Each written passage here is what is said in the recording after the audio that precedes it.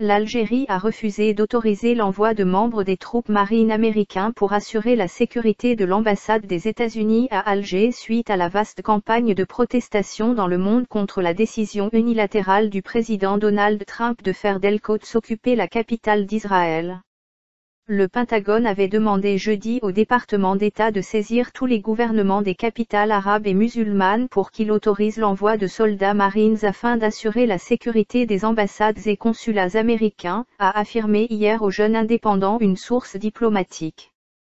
Cette décision a été prise suite à des demandes des services de la sécurité diplomatique, connus sous l'abréviation de DSS, en poste dans les capitales arabes et musulmanes où la menace d'attaque contre les ambassades américaines était possible aux yeux de Washington, a expliqué la même source. Les membres des forces des marines devaient être envoyés d'Espagne pour assurer la sécurité externe des représentations diplomatiques et des sites stratégiques comme les bases de vie ou les compagnies américaines. Les États-Unis ont déployé quelques 2000 soldats des marines en Espagne pour des interventions rapides en Afrique du Nord, principalement en Libye.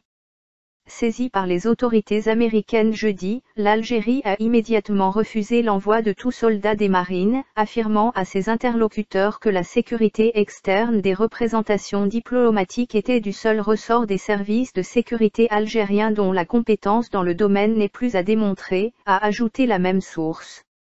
Cela d'autant que l'ambassade dispose de soldats des marines à l'intérieur de ses édifices.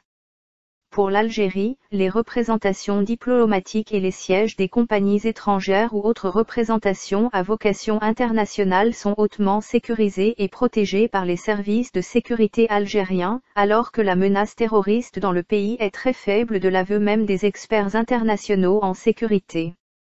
La vague de protestation qui a suivi la très contestée décision du locataire de la Maison-Blanche a fait craindre aux services de renseignement américains de possibles attentats contre les intérêts américains ou le personnel diplomatique. Une réédition de l'attaque contre le consulat américain à Benghazi en 2012 qui a coûté la vie à l'ambassadeur Christopher Stevens a été présentée comme un argument de la nécessité de renforcer le dispositif sécuritaire dans les capitales citées. Pour les autorités américaines, les pays où le risque de « colère » contre les représentations américaines sont l'Algérie, la Jordanie, l'Indonésie, la Malaisie, le Pakistan, l'Égypte, la Turquie, l'Irak, l'Afghanistan et la Libye.